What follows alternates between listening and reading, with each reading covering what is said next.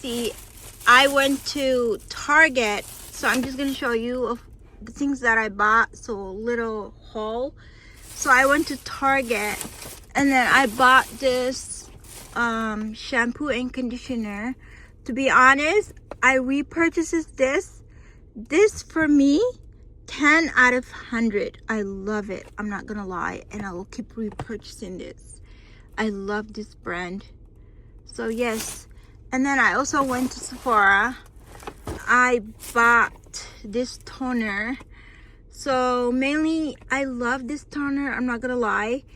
This toner, I don't use it for my face. I mainly use it for, like, you know, my underarm or other dark spot that I have. I use this.